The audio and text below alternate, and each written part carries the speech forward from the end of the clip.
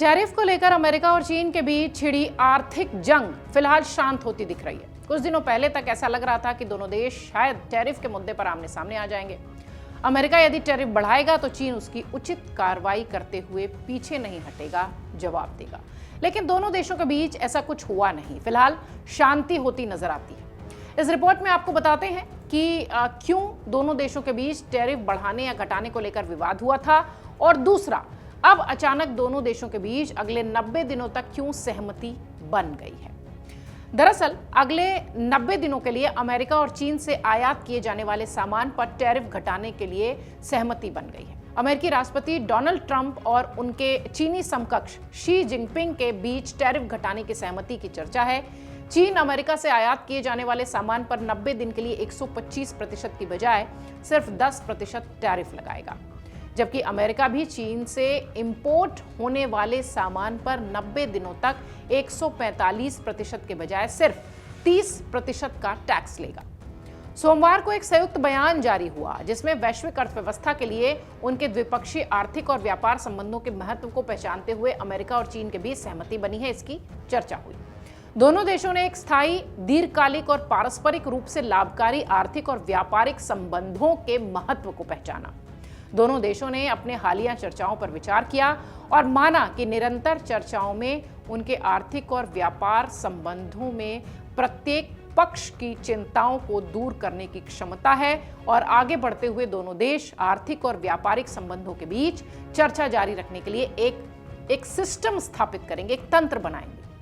इन चर्चाओं के लिए चीनी पक्ष के प्रतिनिधि स्टेट काउंसिल के वाइस प्रीमियर हे लिफेंग ने होंगे, ऐसी चर्चा हुई है, और अमेरिकी पक्ष के प्रतिनिधि ट्रेजरी के सचिव स्कॉट बेसेंट और United state trade representative Jameson Greer इसमें शामिल होंगे।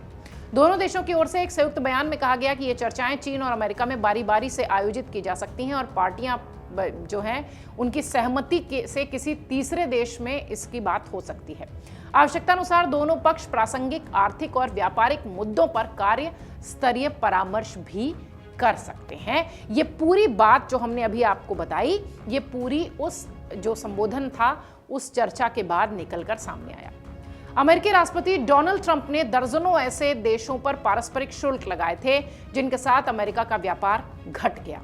बाद में राष्ट्रपति ट्रंप ने कई देशों द्वारा व्यापारिक समझौतों के लिए अमेरिकी प्रशासन के साथ बातचीत शुरू करने के 90 दिनों के शुल्क को रोकने का भी फैसला लिया।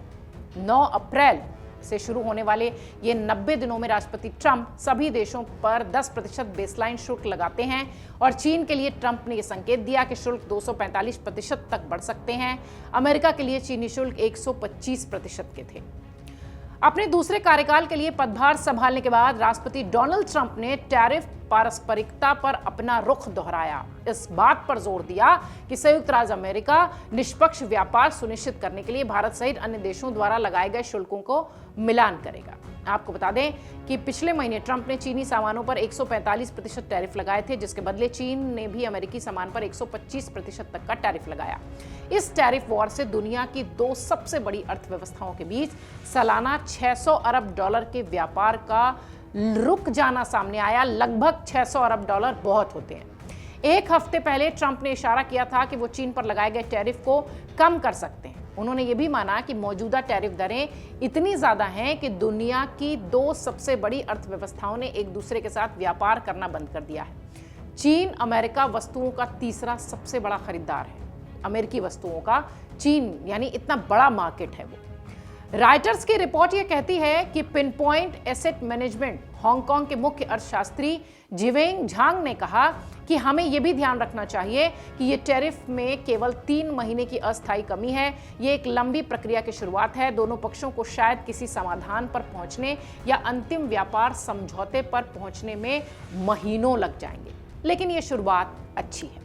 फिलहाल चीन और अमेरिका के बीच ये जो आर्थिक तनातनी नजर आ रही थी, उस पर अब शांति नजर आती है। जैसे भारत पाकिस्तान के बीच एक तरह का सीज फायर तय हुआ है, ऐसा लगता है कि टैरिफ के लिहाज से अब चीन और अमेरिका के बीच भी ये सीज फायर नजर आता है।